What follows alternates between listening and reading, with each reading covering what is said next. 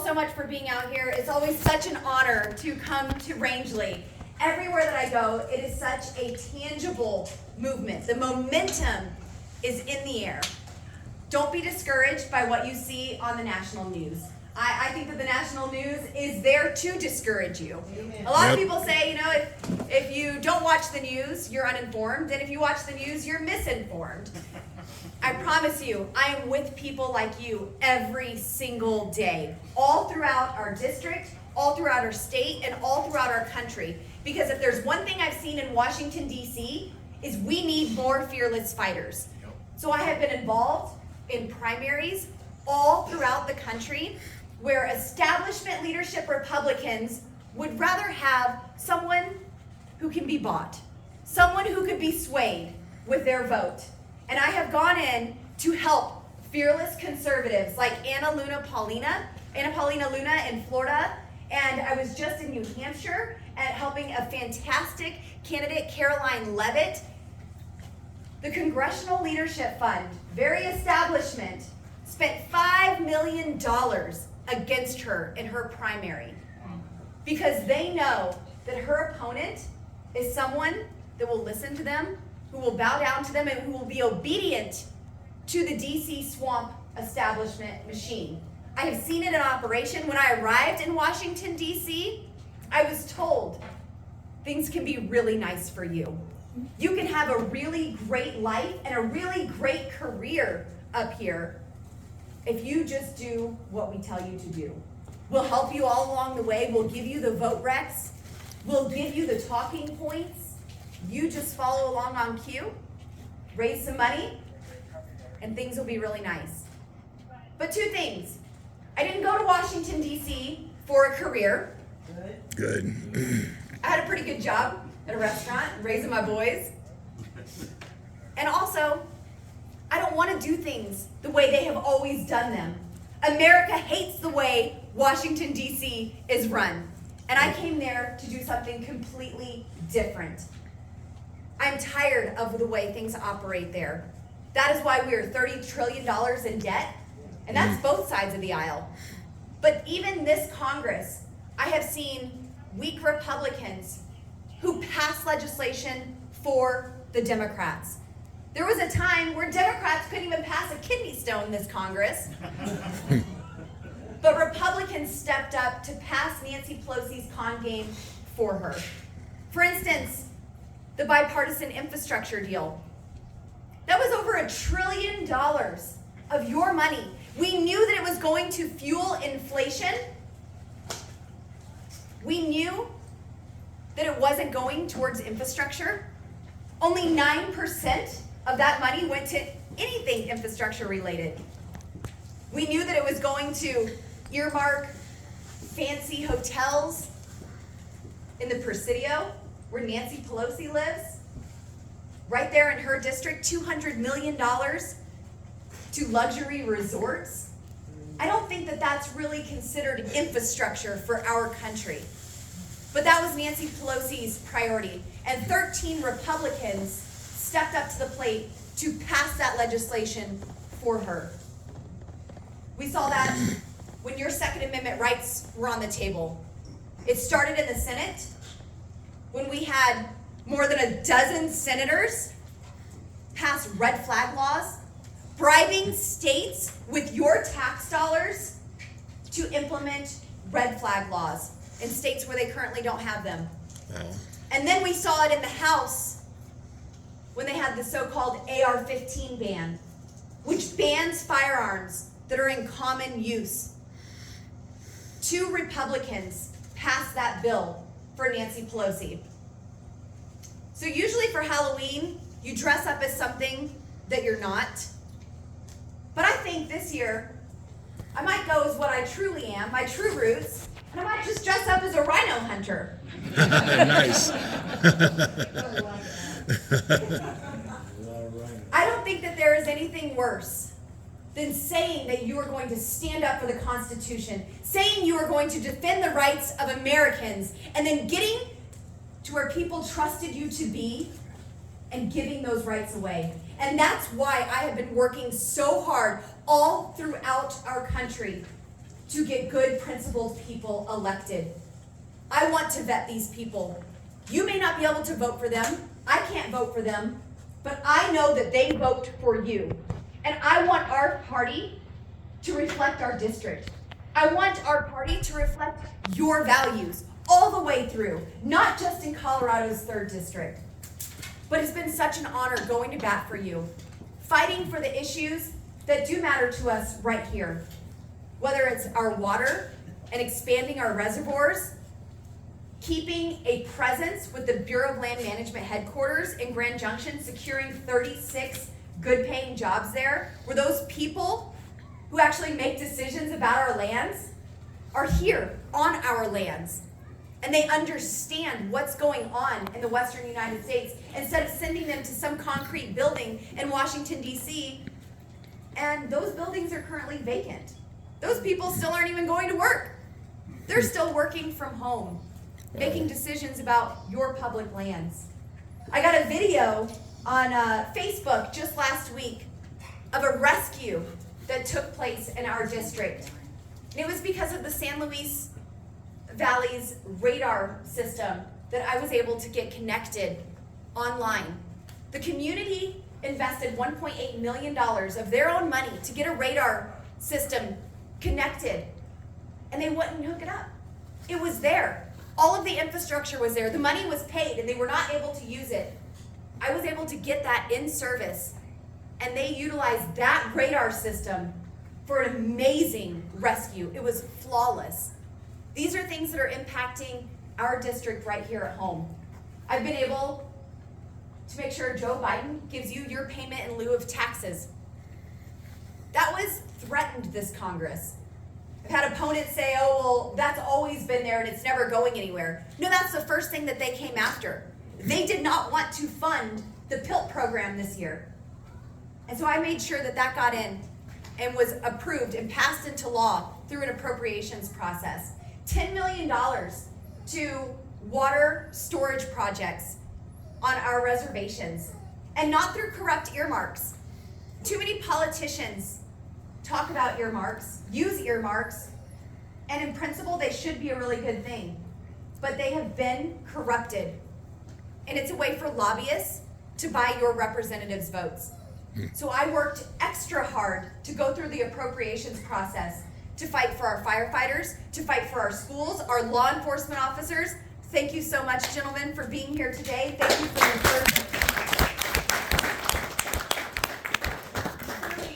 We are so grateful for everything that you commit to our communities. Our communities would not look the way they do without you.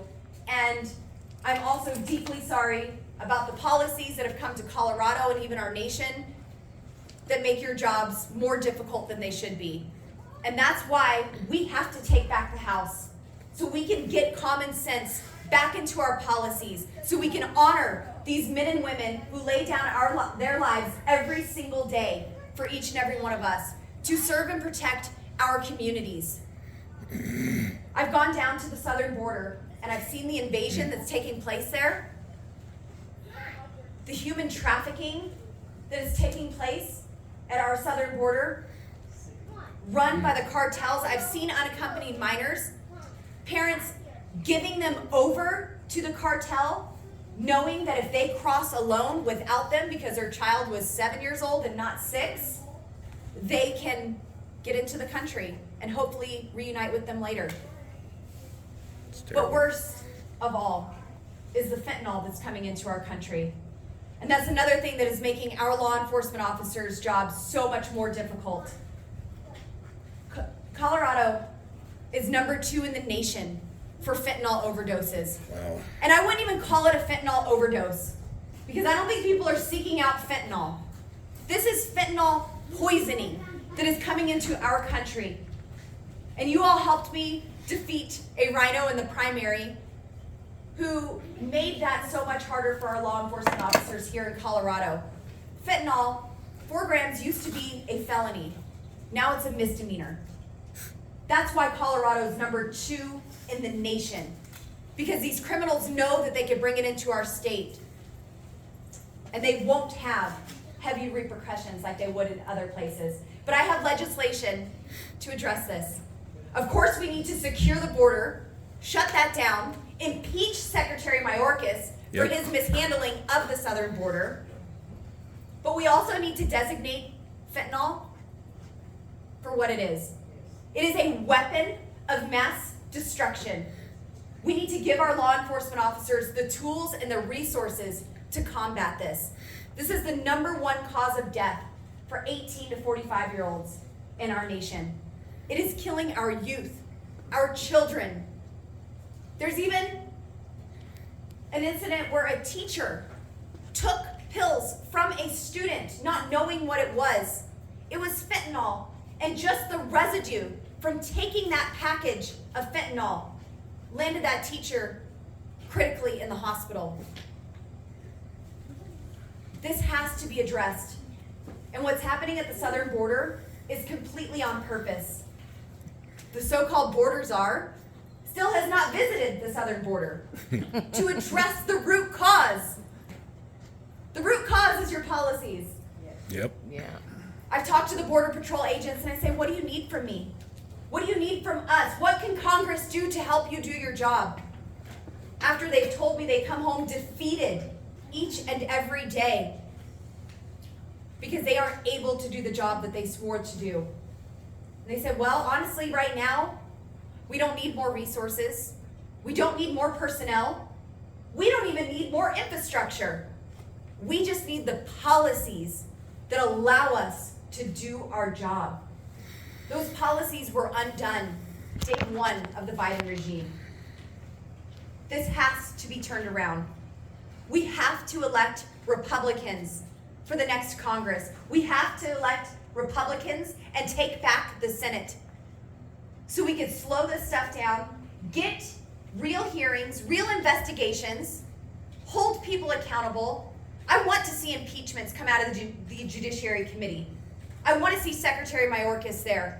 I want to see a select committee into the corruption of the Biden family, because I believe that Joe Biden is absolutely corrupt, and it 100%. is a national security threat Yep. Yeah. with the business dealings of his son. And there needs to be a special select committee into Hunter Biden. Yep. Now, all over the nation, everyone right now is campaigning. And they are campaigning as conservatives. They are telling you that we need to lower inflation after voting to spend trillions of dollars in the past 2 years that we knew would fuel inflation. They are saying that we need to get crime under control. They are saying that moms and dads need a voice in the school.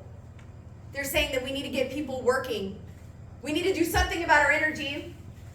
We know how to do that. Yep. We could drill it right here in Colorado. But instead, we have folks like Governor Newsom who just want more batteries. Where are you going to get that lithium? What country are you going to destroy to get it? All over the nation, people are running as conservatives, even Democrats.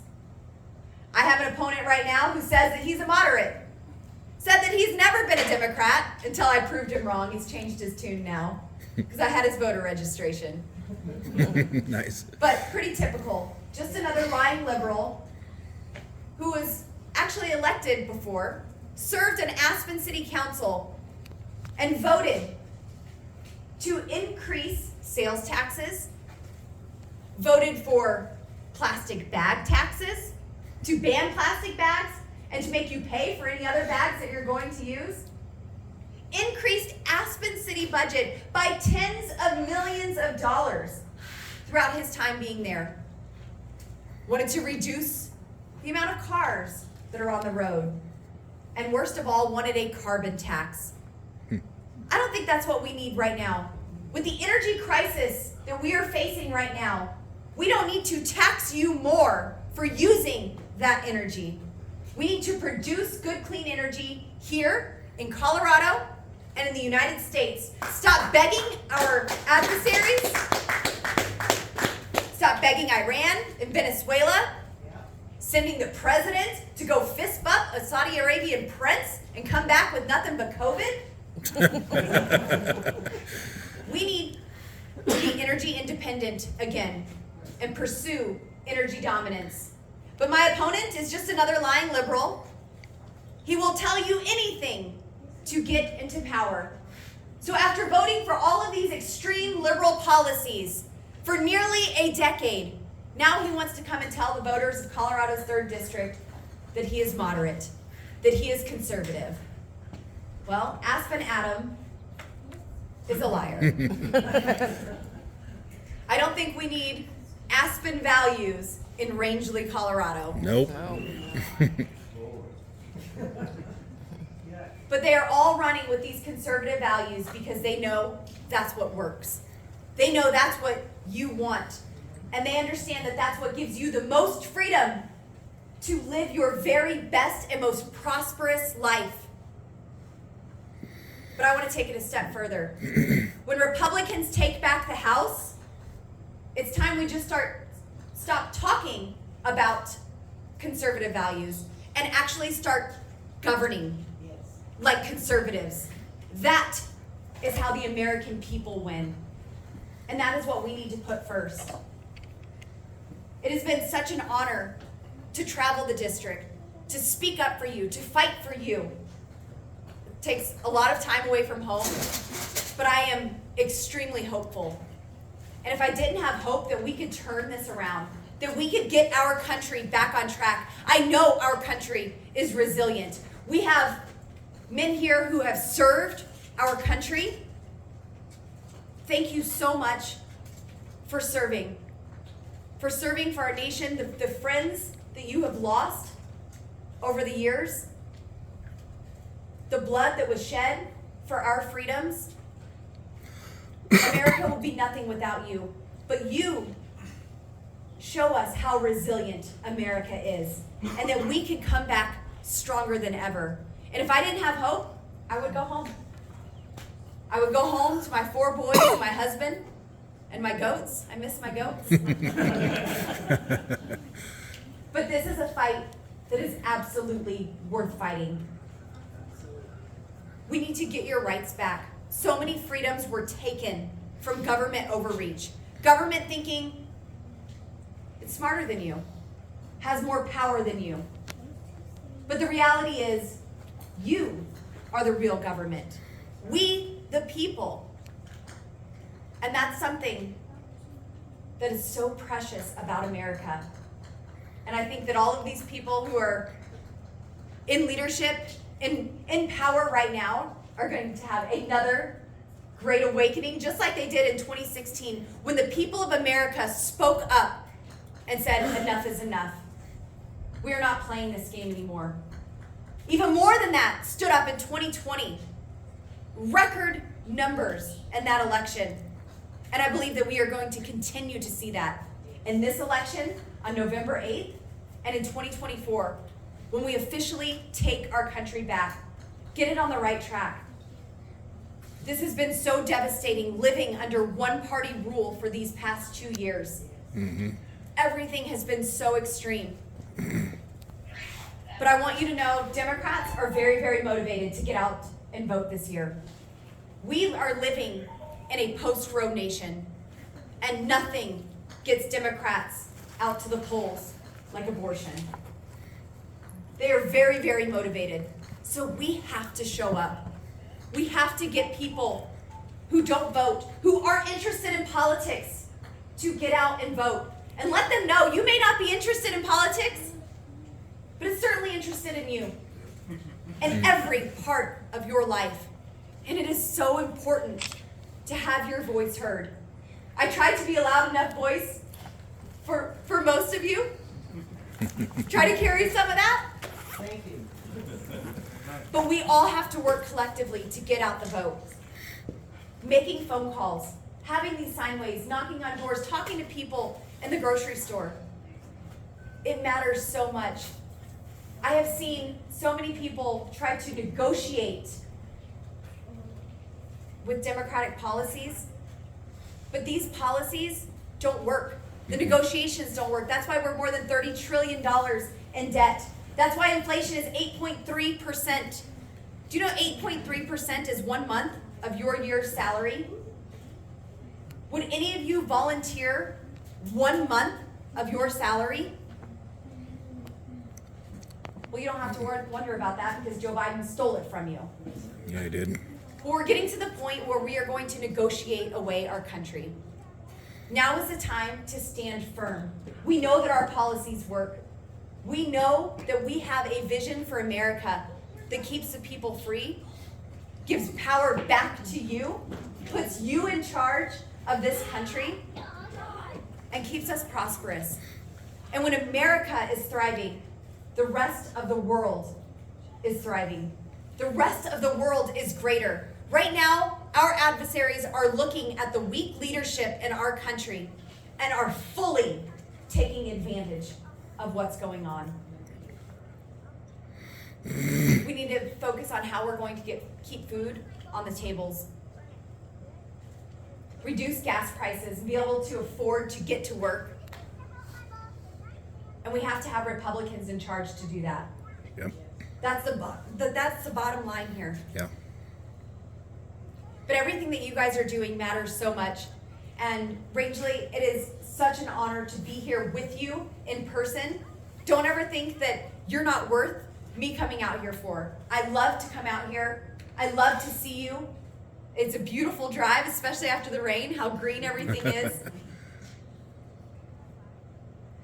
I'm just so honored to serve each and every one of you. I am so grateful that you have trusted me to be your voice in Washington, D.C. And I think we have a little bit more time, so I would love to answer any questions that you might have, and that might even spur something that I forgot. Anybody have questions? Hey, Court, want to talk about what you